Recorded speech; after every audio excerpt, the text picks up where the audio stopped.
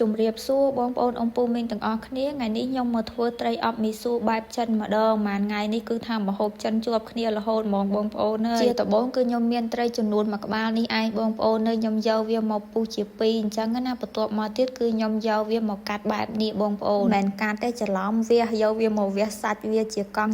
បែបហ្នឹងប៉ុន្តែអត់ឲ្យវាដាច់ចេញពីគ្នាទេវាត្រីរួចរាល់ហើយលាងសម្អាតវាឲ្យបានស្អាតទុកវាម្ដុំសិនខ្ញុំចាប់ផ្ដើមមកលាយទឹកសូសដើម្បីទុកស្រោចពីលើត្រីវិញម្ដងមានម្ទេសមើមខ្ទឹមសអញ្ច្រាំខ្លាញ់ដែលកំពុងតែក្តៅបន្ទាប់មកទៀតមានប្រេងខ្យងម្សៅស៊ុបមួនស្ករសហើយខ្ញុំបានលួចអំបិលមកចាប់ដែរបងប្អូនអត់ដាក់ច្រើនពេកទេដោយសារតែយើងប្រើទឹកស៊ីអ៊ីវរៀងច្រើនអញ្ចឹងហើយខ្លាចប្រាកូរច្បល់គ្រឿងទាំងអស់នឹងឲ្យសព្វចូលគ្នាល្អហើយទុកវាម្ដុំសិនខ្ញុំចាប់ផ្ដើមមកដាក់ឆាជាមួយនឹងខ្ញីមើមខ្ទឹមសហើយខ្ទឹមបារាំងហើយសម្រាប់គ្រឿង3មុខនេះគឺខ្ញុំហាន់វាជាដុំបែបហ្នឹងបងប្អូនលីងវាឲ្យឈ្ងុយមកបន្ទាប់មកទៀតបិទភ្លើងសិនហើយខ្ញុំចាប់ផ្ដើមមករៀបជាមួយនឹងមីស៊ូហើយត្រីដាក់ចូលឆ្នាំងបើសិនជាបងប្អូនមានផ្សិតម្ជុលអាចបន្ថែមផ្សិតម្ជុលពីក្រោមនឹងទៀតក៏បានដែរប៉ុន្តែដោយសារតែខ្ញុំអត់មានអញ្ចឹងហើយខ្ញុំដាក់តែមីស៊ូទេរៀបមីស៊ូហើយត្រីរួចរាល់ហើយខ្ញុំយកទឹកស៊ុសដែលខ្ញុំបានលាយមុនហ្នឹងមកស្រោចពីលើត្រីបន្ទាប់មកថែមទឹកស៊ីអ៊ីវហើយនឹងប្រេងឆាបន្ថែមពីលើទៀតហើយកុំឲ្យវាគោកពេកខ្ញុំក៏បានបន្ថែមជាមួយនឹងទឹកយើងធម្មតាខ្លះដែរ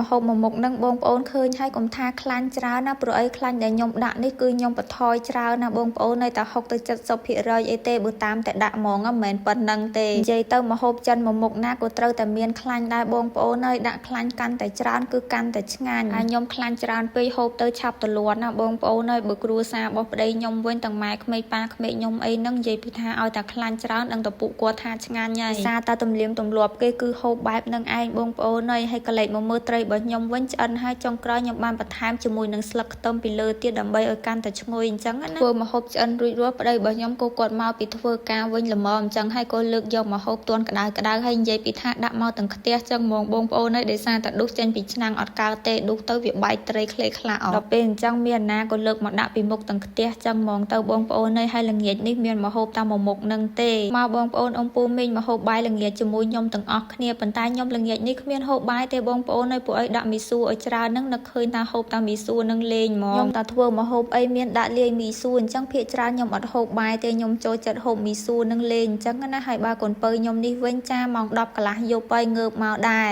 ដេកលក់សុកឯហ្នឹងគ្រាន់តែខ្ញុំឡើងមកធ្វើម្ហូបមកដល់មិនទាន់បានលាងត្រីអីហើយស្រួលបួលផងមានណាកូននិយាយពីថាស្រែកយំឡើងពេញបន្ទប់ចំពេលដែលប៉ាគេមកពីធ្វើការវិញល្មមក៏ឲ្យប៉ាគេចូលទៅលួងកូនហើយខ្ញុំនេះមកធ្វើម្ហូបប៉ុន្តែលួងអត់បាត់ទេដោយសារតែឃើញប៉ាមកគឺដឹងតែមានអីហូបនៅខាងក្រៅអញ្ចឹងទោះជាលួងយ៉ាងណាក៏លួងហើយមិនព្រមដេកវិញដែរទោះទៅលើគាត់ឲ្យមកដែរអញ្ចឹងមិនគាត់ព្រមនិយាយទៅគឺថាយ៉ាប់ខ្លាំងមែនតើហ្មងម្នាក់ប្រុសនឹងអំពូមីងហើយឥឡូវហ្នឹងគឺរៀងពិបាកណាដេកកាលពីមុនពេលល្ងាចអីតាម៉ោង6កន្លះម៉ោង7ដេកអីប៉ុន្តែឥឡូវម៉ោង8កន្លះម៉ោង9អីយកបានគាត់ដេកទៅតែប៉ុណ្្នឹងសោះលែងចង់ដេកឯណា